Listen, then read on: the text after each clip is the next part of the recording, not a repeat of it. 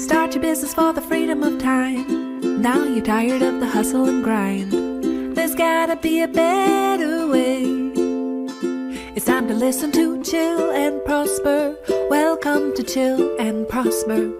You're ready to chill and prosper with Denise Duffield-Thomas. Hi, it's Denise here, and welcome to another episode of Chill and Prosper. And today we're really diving into this idea of balance and being able to balance money and business and all of the things, because I've got a question that came through, anonymous question, which I love the anonymous ones. And it says, is it possible to spin 4 plates? Self, relationship, parenting, and work. Yeah, let's dive into that one because yes, and is my answer to that. So anyone who is in a juggle right now and you're feeling the pinch, you would probably understand what I'm talking about. Can you spin 4 plates? Self, relationship, parenting, and work. I personally can't. I can't. There have been times where I've been like super on fire at work and, you know, I'm doing all the things and then something's got to give. So for a long time, I probably wasn't as present as a parent, but also my sense of self went totally out the window. So I had very few hobbies that weren't work related because I'll be like, why be around friends if I could just go to a conference and see friends, but also make it a work thing? So everything had to be around work.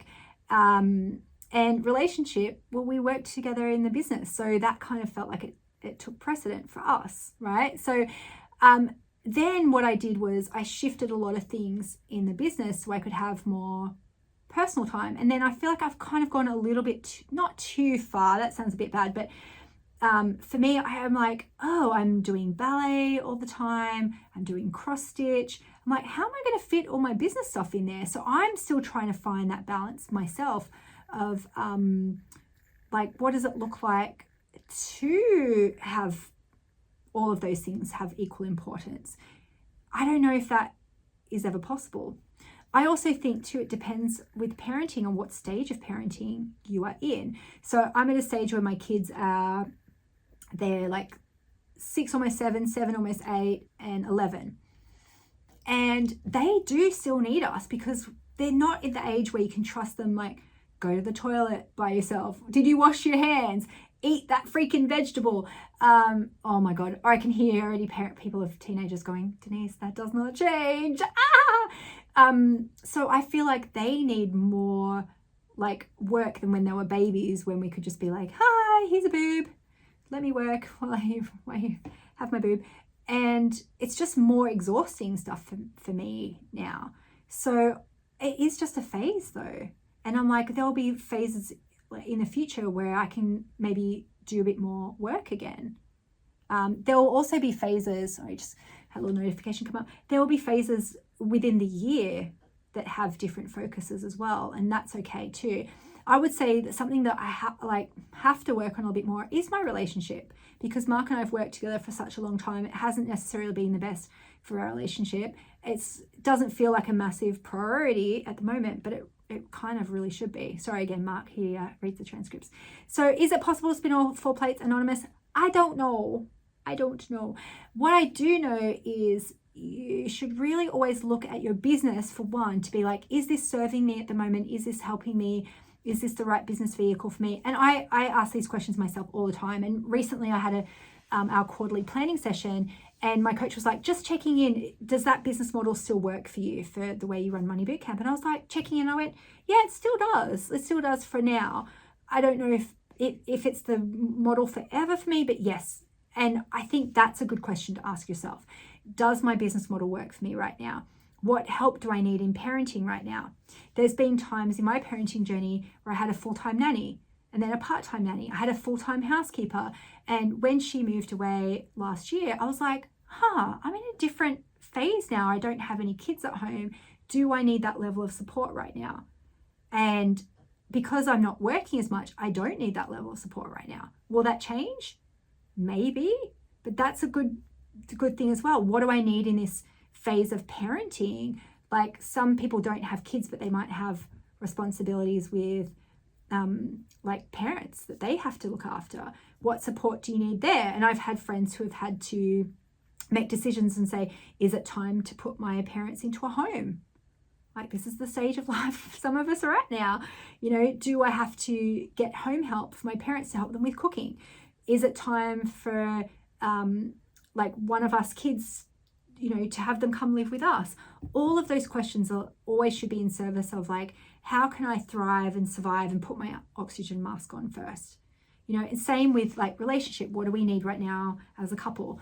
For the self though, I think this has been the game changer for me of going, what do I personally need to thrive that isn't business related, that I'm not making money out of, that I'm not responsible for? And so that's when I started doing more ballet and craft and art, but also to do it in a way that's like, oh, I don't have to excel at this. I don't have to make money out of this. I don't have to be the best at this. I can hold it lightly. And so that's been really good too. Okay, good question. Thank you, Anonymous. Okay, I love this question, and it's going to be a bit awkward, but the question is, how do I not let Trump ruin my year? I love this question so much because I'm not a Trump supporter. I've been very clear with that over the last couple of years. I probably haven't been as clear since he got in. But I hopefully assumed I hadn't had a lot of new people join who are in love with Trump.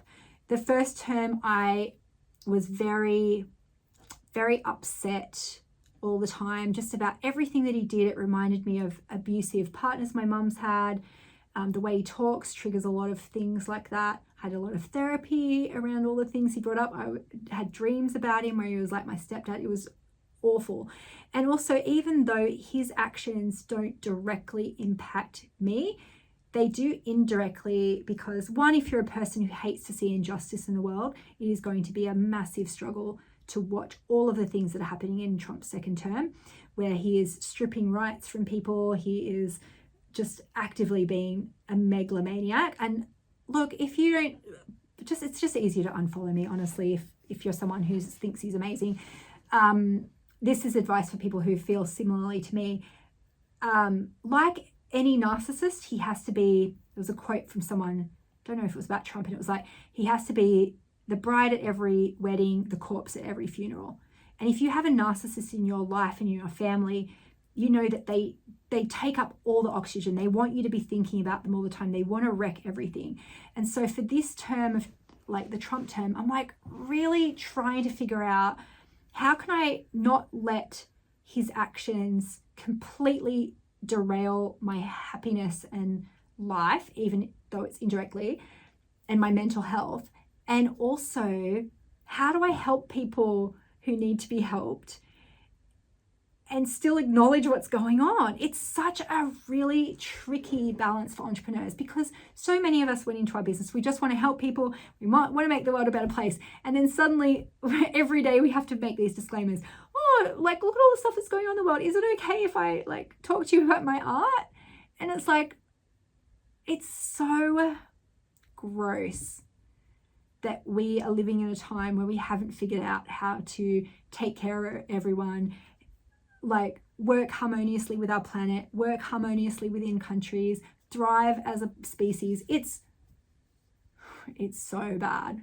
And his second term already is so much worse than I thought it was going to be. So how am I personally going to not let Trump ruin? I love that it said the year, but let's face it, for a long time. I'm really trying to find that line of knowing what's going on versus being hyper vigilant about everything. Because I live in Australia too, by the time I wake up, there's been usually a full business day in America. It might be 5, 6 p.m. at night. So I remember I'd wake up and I'd be like, what thing has he done today? So I'm really not wanting to do that and have that shock to my system. I was also very, very scared and hyper vigilant that I was going to say something and not had seen the news. And if I pre-scheduled something that now in hindsight seems really bad. I don't think we can let every part of our lives be dictated by this narcissist and what he's going to be doing every day. So I'm going to be trying to be very vigilant about that. I'm going to be just trying to be as helpful as I can to the people that I can help, because there'll still be people who need that support. Not everyone will. Not everyone will have the bandwidth to work on their business, and that's fine. And I just want to make sure I'm not always constantly making disclaimers and like, oh my God, sorry for, I just want to try and be helpful. I know it's really, really hard. It's super hard. And I'm rooting for democracy. I'm rooting for all my friends in America. I have to say, I don't know if I'll be able to go to America in the next couple of years. It feels scary, and you might not be aware too, when you get a visa for America, you have to give social media accounts, and all my Twitter account especially is just like not very Trump friendly. And I would hate to sell an event and then not get a visa. And like, I love you guys so much. And I just don't know if I can travel to America. But also I'm rooting for democracy, because I know that what happens in America spreads all around the world. And also I know that not everyone who listens to my podcast and follows me is from America. And so, you know, I want to be mindful of that. It's hard. Okay, let's take a quick break. I've got a lot of other cool questions that have come in too. Thanks, guys. I know it's an awkward one. It's your time and you're ready for the next step. It's your time and you're ready for the next step. It's your time and you're totally ready for the next step. So many times we are waiting for the perfect moment, for all of the green lights, or for someone else to tap us on the shoulder and say, you're ready. But it has to come from inside you, and you can declare yourself ready now. Put your hand on your heart and try it with me. It's my time and I'm ready for the next step. If you know deep in your heart, even if you're scared, that you're ready to let go of some of your money fears and finally profit from your skills and talents, it's time to get to work. Your next step is to come and join us in Money Bootcamp. You can work with me as your money mindset mentor and join our beautiful community so you can really give yourself permission to make money and change the world. Click below to find out more, but don't wait any longer. Come and join us today. We're ready for you, and it's your time and you're ready for the next step. Okay, let's shake that one off. There's a couple of other questions just coming in about just like what I'm investing in and stuff at the moment. I've had a couple of questions about, are you still investing in musicals? I've had people ask me to invest in their musicals or their movies and things like that. So I did want to talk about that, because I think this has been a really fascinating journey for me from a new money point of view of being really enthusiastic, but not always necessarily thinking things through. And I've had some big realizations. So the last couple of years I've invested in quite a few musicals, and this came about because my friend Clint Selter said, hey everyone, go see Moulin Rouge. When it comes to Australia, I'm an investor in this production. And I was like, what do you mean? And I sent him a message and he goes, oh, like you can invest in musicals. And I was like, what? And he's like, oh, I'll make some introductions for you. So we invested in a couple of productions. So one of them is Trading Places, that was doing a pre-Broadway tour. Unfortunately, it hasn't really gone anywhere. We did the Australian touring of Anne Juliet, which is such an amazing musical. We invested in a brand new production of The Wiz, which is currently touring around America until I think September. And that's done amazingly. It got nominated for a Grammy. We invested in the new production of The Book Thief as well. And we also invested in the start of the Broadway Museum of Broadway in Broadway, which, oh my God, if you're in New York, go to the museum. It's so cool. It's got props and all this kind of stuff. And so then I've had people like, oh, are you doing any more? And I actually think I'm not for a while. And there's a couple of reasons. One, I just think it was a bit of a fun, money, silly thing where people always say when you go into it, they're like, you'll either make nothing forever or you'll have this big hit and it will be amazing. And I've kind of seen that out of, like the, handful that we've invested in, like there is one that has generated a regular return. And this could be something that could go on for decades. You think of some musicals that have gone on for decades. I also think too, it's been a lesson in my money personality, which is always about like fun and instant gratification, and I don't always look at the numbers. And I'm not always this, like, I do make emotional investing decisions. And so a big lesson for me is to only do that when I have boring investments too. And one of my coaches, AJ, she says, I do 4 boring investments and then I let myself do a silly one or a fun one or a more risky one. And that, I think that's a good rule of thumb for me as well, because I think when you invest in stuff like that, you have to be prepared. And this has happened in a couple of occasions where you get no money back, and you have to go, what am I doing it for? And so for me, it was like investing back in the arts, especially after the pandemic, feeling like this is something that's really important to me, so I'm going to put my money where my mouth is. It just felt really fun and exciting to try, like, to do something like that. And I always would read the programs at musicals and see people's names in the acknowledgement section and go, oh, wouldn't that be cool? And like, that's happened now, and I don't know if it's in the program of The Wiz, but if you go and see it on tour and my name is in the program, some productions put your name in, some don't. And I think in The Book Thief, our name was in there too. That's really fun. Take a picture and send it to me. If you go to the Museum of Broadway, my name's on the wall and it will be there forever. And so that stuff is really cool. And it felt like, I don't know, just like a next level rich person thing to do. And also realizing that maybe I'm not at that level of wealth yet that I can burn money like that for fun. And that was a hard like ego thing to just be like, yeah, maybe like, if you've got all these other things in place first, and maybe that's something you do later on in life is, yeah. But thank you for asking for that, asking about that. And yeah, obviously, it was really cool to be able to go to premieres and do all that fun stuff and to be part of the resurgence of the arts in post-pandemic life. Anyway, cool. All right, so another question is, what are some of the entrepreneurial books that you love? So obviously I have books for myself that, I have written, and people often ask me, well, what are you reading right now? Okay, so the honest answer, I'll talk about business and money books in a second, but the honest answer about what I'm reading at the moment, I love reading autobiographies.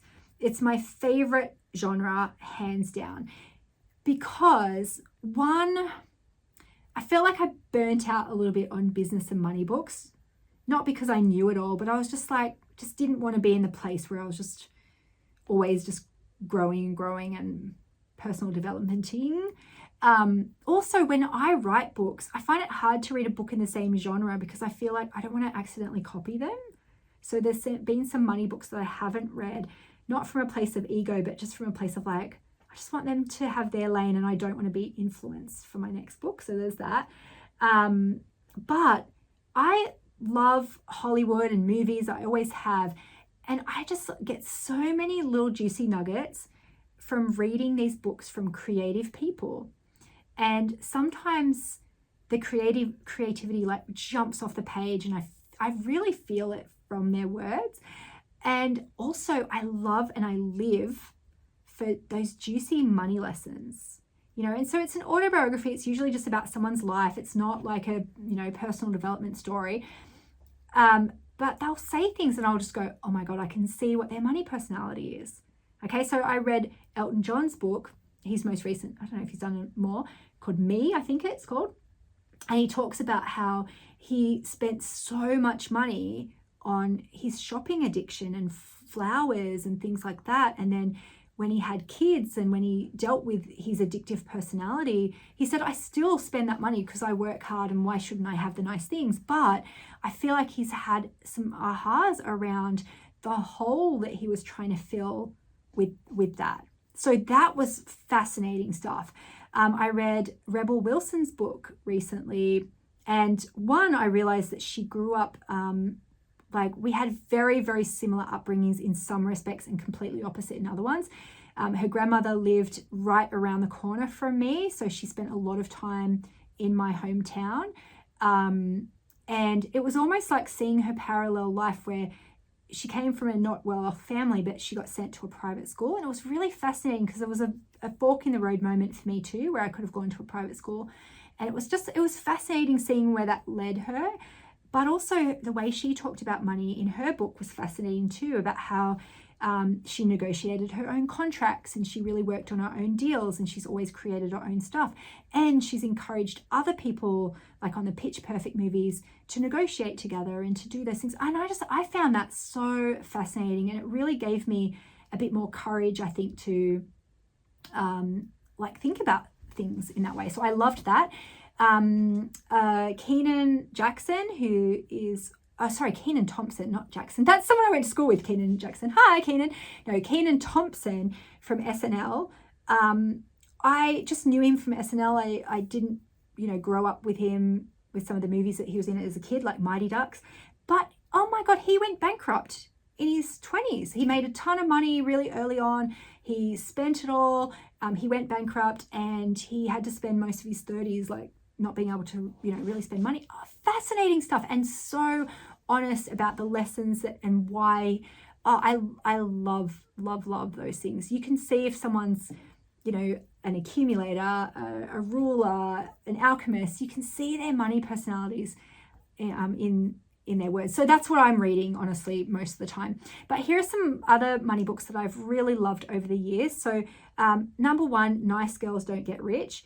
And also Nice Girls Don't Get the Corner Office. I think if you know someone who's in corporate, especially a younger woman, yes, it's a little bit dated in a way, but the lessons are still really timeless. So that was written by Lois P. Frankel. And it's so the tagline under Nice Girls Don't Get Rich is 75 avoidable mistakes women make with money. And it's very similar to the Nice Girls Don't Get the Corner Office, where it's like you can tick off the sabotages and the mistakes that you've made. Really, really great book. Another book that was a game changer for me was The 4 Spiritual Laws of Prosperity by Edwin Gaines. Just a lovely, juicy little book where it comes from like a kind of a Christian perspective, and I am not a Christian myself, but she's so funny and so down to earth, and they're just really lovely short lessons, and I just really liked it. It was very powerful. I also love a lot of Susie Orman's books. So Women and Money definitely was a big one, but she also had one that was like Young, Fabulous and Broke. And I feel like I need to read this quite regularly because, again, it's that thing of like, spending money to impress other people or just making bad decisions on things. Those books were definitely a game changer for me and continue to be. I also saw her at a conference, and it changed my life because she stood on stage. She said, "I stand before you, a very, very, very wealthy woman."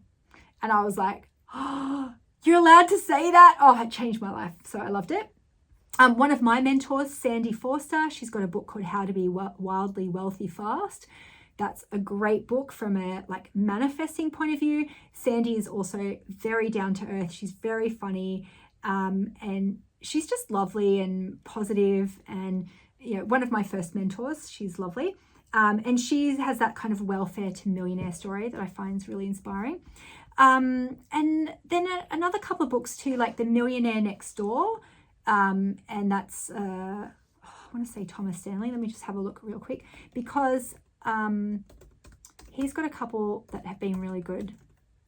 Okay, so they've just released an update of this with the daughter, and the idea of this book is that most really wealthy people, Thomas J. Stanley is and William D. Danko.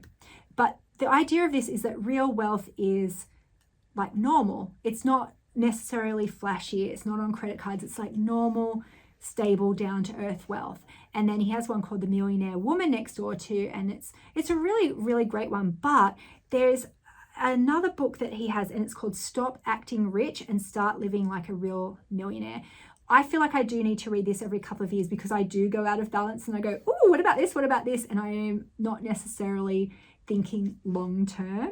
I really liked those books. Okay. All right. So interesting questions today, huh? Like, again, how can we have balance? How are we going to not let Trump ruin our life and our business? Books that I love. Yeah. Interesting things. Okay. So, I do have one final thought for you after this break that's I think is a really important thing to say to my community. All right, see you in a sec. And what do you remember about boot camp? What are the lessons that you Major ones. I think some of the other ladies here said it's the container of the Facebook group, and it's a safe space to talk about money, to be encouraged to talk about money, whether that's debt, leveling up, making $100,000 in a day. Like, I remember showing that post to my husband going, like, this happens. This is real. And seeing that possibility and coming from the mindset of there is endless abundance and the universe is never in recession. And when we see other people do it, it clarifies that it's possible for us. So I think that's probably the biggest thing, is that just having a safe space to talk about successes and understanding that we have similar, frustrations and fears and worries about, tax and accountants and all the rest of it. And that, mum guilt comes in, and like you mentioned earlier before, and that you've made your bed and you need to lie in it. Well, no, we can pivot and we can change and make our business the best way that it suits us. I think that's one of the biggest. Permission is a big one that I've gotten from your courses, is that it's clarity on that I get to do it my way, and there's no other reason that I need to fit into a box to make anyone else happy. And so I think incremental upgrades has been one of the big ones for me.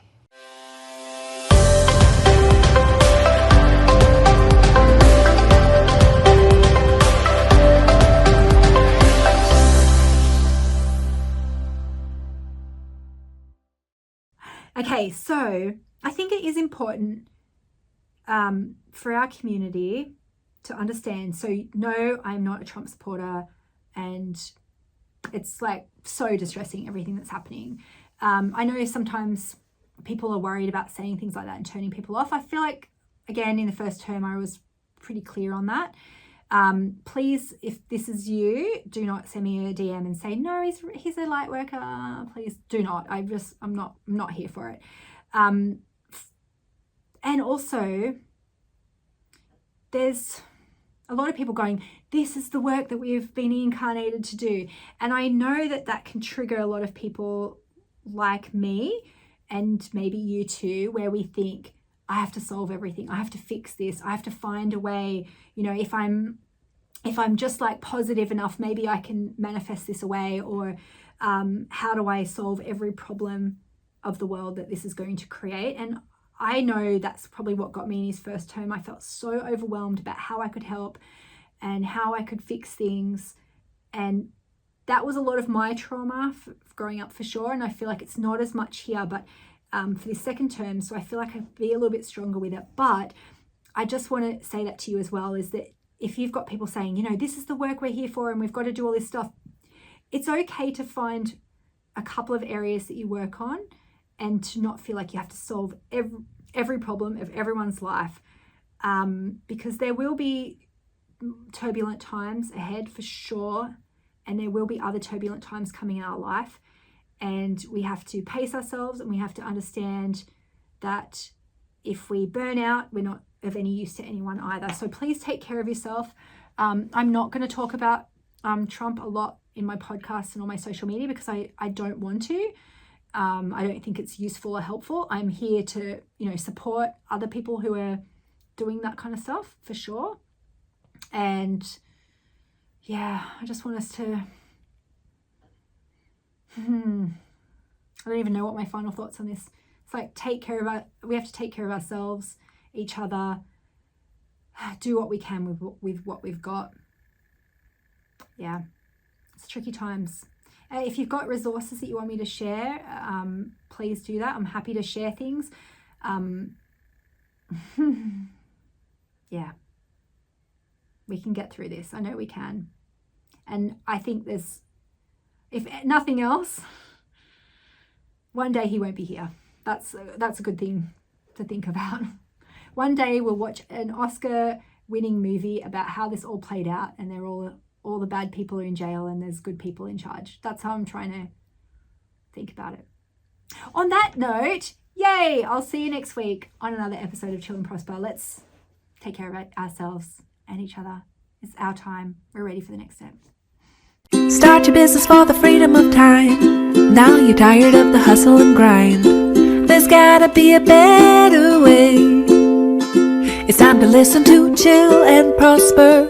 Welcome to Chill and Prosper. You're ready to chill and prosper with Denise Duffield-Thomas.